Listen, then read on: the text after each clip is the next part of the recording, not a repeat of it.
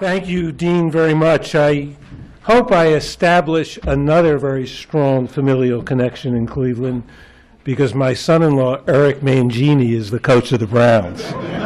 So maybe the turnaround will be complete and we'll be able to see a lot of our grandchildren here.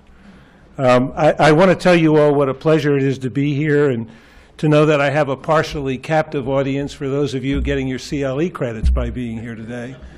And the rest of you, I thank for coming. This is a very difficult lecture for me to give because I'm one of those lecturers who likes to bounce around the room and walk up and down the aisles. And my friend Tim back there, who's been great on AV, has told me I've got a 23-inch range that I can move because this is being webcast. So that's going to be a challenge in and of itself. The dean mentioned that I was an attorney, and he also mentioned that I'm a sports agent. And when he said that, I heard a moan like, "Why did you bring him here?" You know. And admittedly, we in the sports agency field don't get a lot of respect. And when you represent people like Cal Ripken Jr.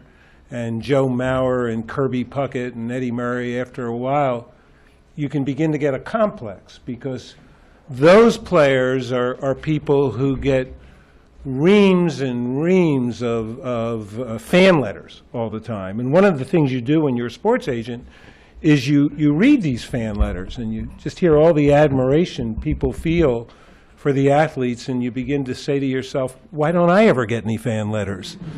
But for those of you who are attorneys know, it's not given to our profession to get fan letters, and if you're a sports agent, you really don't get fan letters.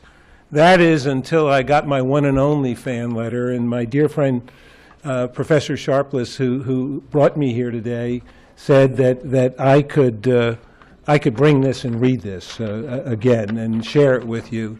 This came from a young person in Toledo, Ohio, and her name, Ohio of all places, her name is Amaria Shahid, and I'm just going to take 1 minute and then get on with what I have to say. It goes, "Dear Mr. Shapiro, hi, my name's Amaria Shahid, and I'm 12 years old, and I'm writing you this letter because our special homework from school is to write a letter to your role model." I finally made it. I'm on top of the world. And then she goes on to write, and this may be a contradiction in terms in my case, "You're my role model because you're a really great lawyer. And I want to be just like you when I grow up." And then, as only a child could do, she underlined the next phrase. "I would be very happy if you wrote back to me so that I know that you read this letter. Sincerely, Amaria Shahid, Knightsdale Lane, Toledo, Ohio." And then she included the following P.S. "P.S. I think you did a great job in the O.J. Simpson case."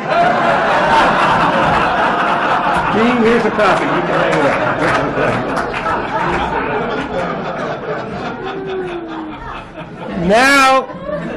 Now you all know the difference between a Shapiro and a Shapiro, okay? In fact, I told her to watch the Legal Zoom ads on television now because there's Mr. Shapiro. Well, that's some perspective on me, perspective on our time together for the next hour, and some of that will be given to questions, is I do want to talk about how to negotiate the resolution of differences where, to some extent, everyone can win and we can build relationships. But before I do that, I really want to get into negotiation as I see it. And observe it. A couple of you walked up to me outside. You were gracious enough to say, I recognize you from someplace, and said to me, from the TV. Now, I don't know how many of you do what they do, but you know, it's 2:30 in the morning and you can't sleep. How many of you turn the infomercials on? Who belongs to the Psychic Friends Network? Let me see. Well, what happens at around 3:30 in the morning is that the quiz shows that don't make it on prime time come on. And I am the host of one of those shows. And that show is called the $10 Bill Game. And guess what?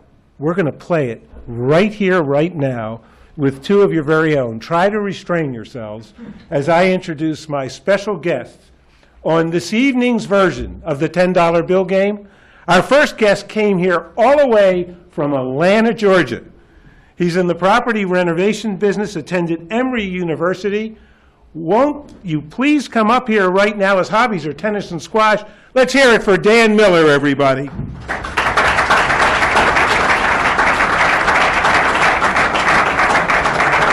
Right over here, Dan. You're coming into my 23-inch zone of webcasting, okay? And negotiating with Dan today is a young lady from Cleveland, Ohio. She's a property manager. She went to Cleveland Marshall. Her hobbies are reading, cooking, and then eating what she cooks. Won't you all welcome Terry Marcus. Let's hear it for Terry Marcus, everybody.